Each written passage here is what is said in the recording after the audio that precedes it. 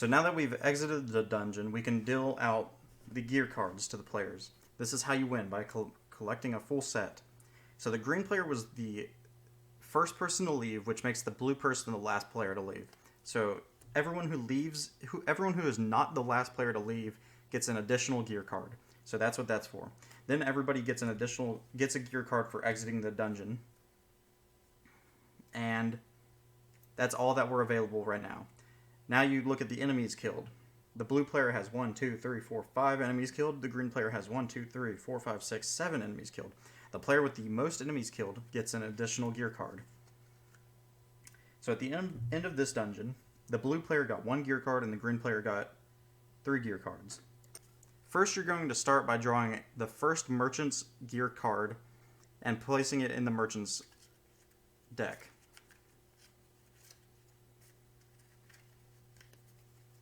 So I'm going to quickly go through here.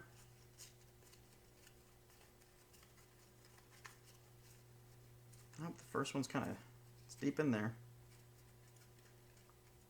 Okay, so the first card is Merchant's Bag. I'm going to give it a quick shuffle because I looked at the cards.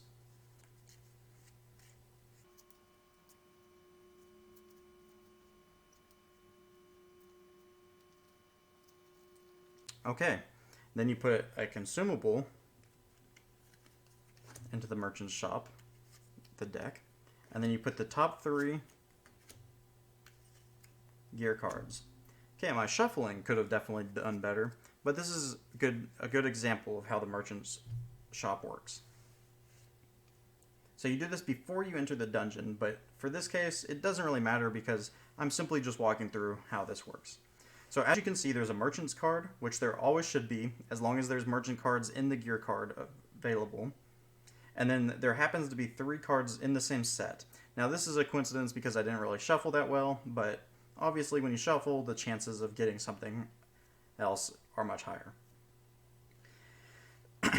So in order to purchase cards, after you exit the dungeon, every player sees the merchant. And you compare each player's gold to each other.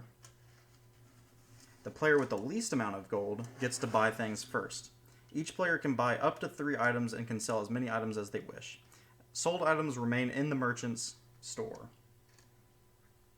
So in this case, and when you're counting the gold card is not counted until you redeem it. So you cannot redeem it until it's your turn to shop. So this is worth 10 gold, but you don't add that to the count of how much gold you have. So the blue player has 7 gold, and the green player has 4, 5, 6, 7, 8 gold. So the green player has 1 more gold than the blue player, so that makes the blue player purchase first. And the blue player has this card, the Sigil of Divinity. And he knows the green player has the other divinity, 2 of the other divinity pieces, so he's going to go ahead and sell this for 5 gold. So it goes in there. He gets 5. He does this because he knows he's not really going to be able to complete that set, or it's going to be very hard to complete that set. So it gets 5. So now he has 7, 8, 9, 10, 11, 12. He has 12 gold, which means he can buy the Trade Stone and the Trade Shoulders, or the Trade Stone and the Trade Power. Now we want to look at the effect. We know that they're in the same set, so that's definitely going to help. So the Trade Stone, once per dungeon, you can restore up to 2 agility tokens for 1 health per token. So that's an ability that you can do once per dungeon. So he's definitely going to buy the Trade Stone because he knows you can only buy that and the combination of another trade item. So that's 3 gold back into the merchant.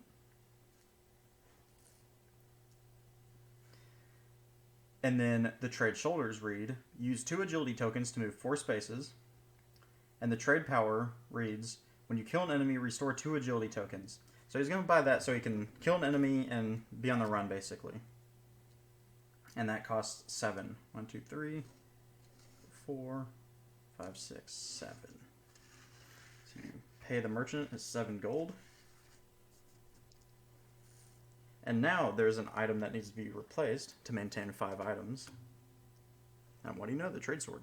But the blue player doesn't have enough gold to buy anything. So the green player sees that he can buy the Sigil of Divinity. He redeems his 10 gold coins. Place that at the bottom of the chest cards. So that gives him 1, 2, 3, 4, 5, 6, 7, 8. That gives him 18. He's going to buy the Sigil of Divinity. So now he has 3 of the 4 divinity items.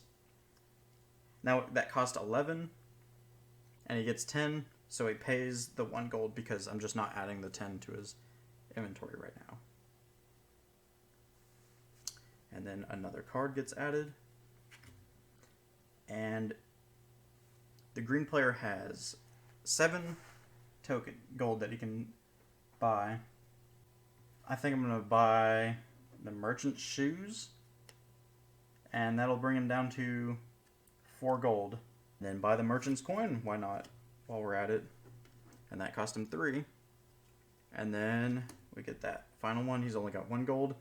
And he's bought his 3 items. So that's the end of the merchant phase.